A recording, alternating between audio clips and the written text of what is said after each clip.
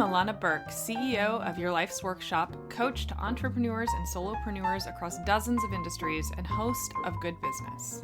With nearly 20 years' experience helping hundreds of clients create profitable, ethically driven, and sustainable businesses based on their life's work, I'm here to teach you how to do great work, make great money, and make a positive impact without feeling like you need a shower afterwards.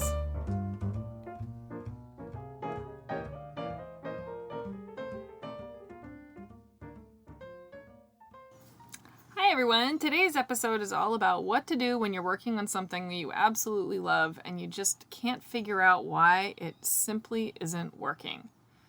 First, we'll talk about what it feels like to love something but not be lit up by it. So how do you recognize that that's what's happening? Then we'll talk about what to do about it and how to fix it. And finally, we'll wrap up with some inspiring examples of how this works in action.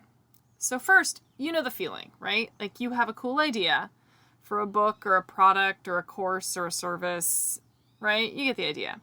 It feels resonant and marketable and it fits with everything else that you're doing. And you get so excited, right? It's a good idea. And a good idea, after all, can feel like winning the entrepreneurial lottery. So you put in a bunch of time. You organize, you color code, you brainstorm, and then you fizzle. You open up the docs for it and you just stare blankly into space. You carve out time to work on it, and then you reorganize your client files instead. I don't know anything about this.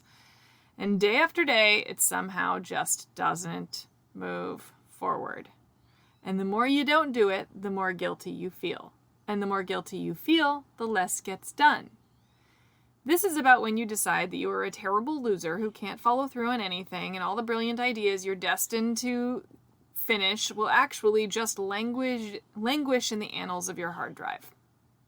And all the while, your brain is on a loop going, I love this idea. Why am I not doing this? Why do I keep procrastinating? Why am I such a loser? But here's the answer.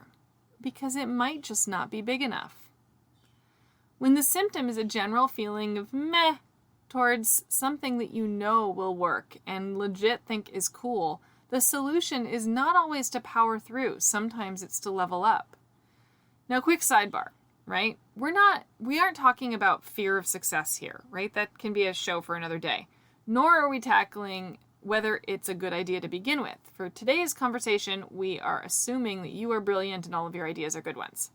So if you are indeed brilliant and all of your ideas are good ideas, we can also successfully challenge your basic assumption that there are people in the world who are somehow more deserving or interesting than you, and that they are the only ones who are allowed to have really big, great ideas. And we can actually look at the real lesson here instead of paying a bunch of attention to all of that garbage that you know down deep is probably crap. So the real lesson here is that the ebook that you're working on might actually be better suited for a full-size book series. That nagging feeling that you should start doing some video? What if it's actually meant to be a YouTube show? That blog post that your coach keeps telling you to move on might actually be a prime fodder space for a great podcast. Here's a real life example. I have a client who I've worked with for years. In our idea parking lot, she has a project that we both thought would make a great book. I threw tons of ideas at it. She threw tons of ideas at it.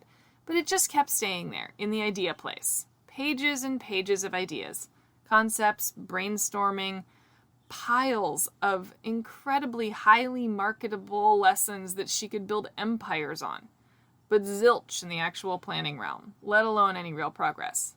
She was in the meh place. Because marketability does not equal enthusiasm. Let me repeat that. Marketability does not equal enthusiasm. Just because you can sell it doesn't mean you can get yourself to do it.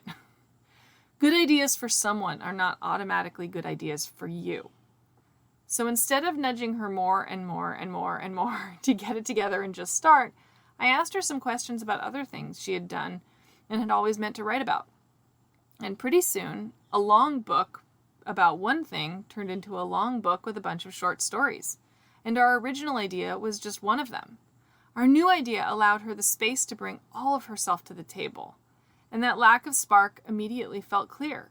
Our original idea was just too constraining. Once we expanded, she had room to move, explore, and grow, which for someone like her was exactly what she needed. So next time you feel like you have an idea that feels solid but just isn't getting your attention, don't automatically scrap it and don't beat yourself up about it. Try making it bigger instead. Try expanding on it instead of shrinking it. Thanks for joining me today. I hope you'll join us for our next episode. And don't forget to subscribe through our website at thegoodbusiness.co. We're going to be offering all kinds of cool new things, free courses, all kinds of good stuff if you subscribe there. So hope you guys have a great day. Bye. Thanks so much for hanging out with me today. For more information, visit thegoodbusiness.co or yourlifesworkshop.com.